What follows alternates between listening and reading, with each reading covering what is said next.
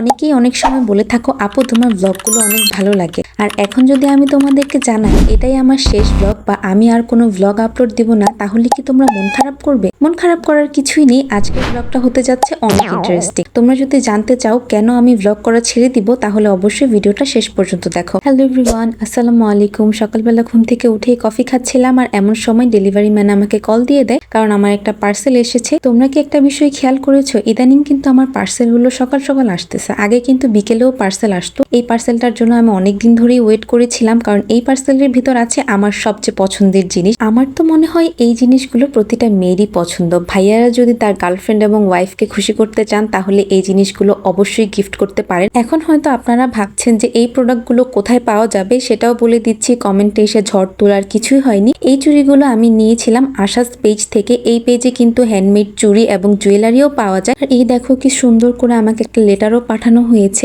যারা এত সুন্দর করে জিনিসগুলো বানায় তাদের কিন্তু মনটাও অনেক সুন্দর হয়ে থাকে, কারণ সুন্দর জিনিস বানাতে হলে অবশ্যই সুন্দর মনেরও প্রয়োজন। এই জিনিসগুলো দেখেই বোঝা যাচ্ছে যারা কিনা এই জিনিসগুলো পরিশ্রম নিয়ে বানায় তারা কিন্তু অনেক বেশি গুণী হয়ে থাকে। গুণ ছাড়া এত সুন্দর ফিনিশিং দিয়ে জিনিস বানানো অসম্ভব। আর আমি কিন্তু চুড়ি অর্ডার করিনি, সেই সাথে এখানে আমি কানের দুলও অর্ডার করেছিলাম আর একটা রিংও অর্ডার করেছিলাম। কানের দুলটা আমি ছবিতে যেমন দেখেছি তার থেকে 100% বেশি সুন্দর ছিল। আমি এই কানের দুলটা বারবারই দেখছিলাম, আর আংটিটাও অনেক বেশি সুন্দর ছিল। কানের দুলটা আমি ভেবেছিলাম হয়তো অতটাও সুন্দর হবে না, কারণ সবাই এত সুন্দর ফিনিশিং দিয়ে কানের দুল বানাতে পারে না। কানের দুলটা দেখে বোঝাই যাচ্ছিল না যে এটা হ্যান্ডমেড ছিল। আমার কাছে তো কানের দুলটা অনেক বেশি পছন্দ হয়েছে, আর এই জিনিসগুলো আমার এতটাই পছন্দ হয়েছিল যে আমি এই জিনিসগুলো হাতে পাওয়ার সঙ্গে সঙ্গে চলে যাই শাড়ি পরতে। আমার মতো কে কে আছেন যে নতুন কোনো কিছু অর্ডার দেওয়ার পর বা নতুন কোনো কিছু কেনার পর অনেক বেশি এক্সাইটেড থাকেন সেই জিনিসগুলো ইউজ করার জন্য বা সেই জিনিসগুলো পরে ছবি তোলার জন্য? আমি কিন্তু অনেক বেশি এক্সাইটেড থাকি নতুন কোনো কিছু হাতে পাওয়ার পর। আর এক্সাইটেড হব নাই বা কেন বলো তো?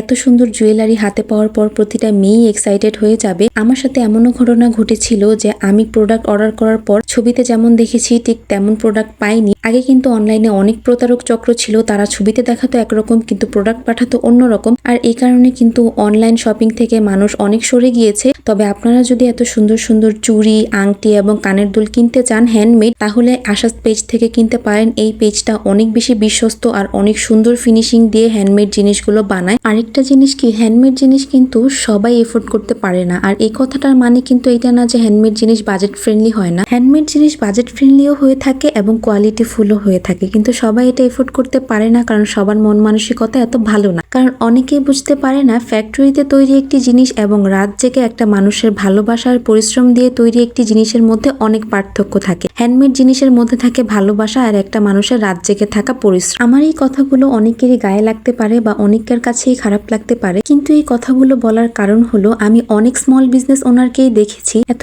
সুন্দর জিনিস আর এত পরিশ্রম দিয়ে বানানোর পরেও তারা অনেক অল্প লাভে, অনেক সময় দেখা যায় লাভ ছাড়াই বিক্রি করে দিচ্ছে, কারণ অনেকেই এই জিনিসগুলোর মূল্য বুঝতে চেষ্টা করে না। তো যাই হোক, তোমাদের প্রথমেই আমি বলেছিলাম আমি হয়তো আর ভ্লগিং করব না বা ভ্লগ আপলোড দিব না। এই কথাটার মানে হচ্ছে আমি হয়তো এখন থেকে আর রেগুলার ভ্লগ আপলোড দিতে পারবো না, কারণ সামনেই আমার পরীক্ষা। আর এই কারণেই আমি ভ্লগটা একটু কম কম আপলোড দিব। তোমরা যদি চাও আমি রেগুলার ভ্লগ আপলোড দিই, তাহলে অবশ্যই কমেন্ট করে আমাকে জানাতে পারো। আর এরপর বাহির থেকে চলে আসি বাসায়, আর বাসায় এসে দেখতে পাই আব্বু তালের শ্বাস এনেছে, আর ওই জিনিসটাই আমাকে খুলে দিচ্ছিল যাতে আমি খেতে পারি। তোমাদের কোন কোন অঞ্চলে এই জিনিসটাকে কি বলে অবশ্যই জানাবে। আমাদের এদিকে তো তালের শ্বাসই বলে থাকে। আমার কাছে কিন্তু এই জিনিসটা খেতে অনেক বেশি ভালো লাগে। আর এই ছিল আজকের ভিডিওটি। যদি ভালো লেগে থাকে অবশ্যই জানাবেন। আল্লাহ হাফেজ।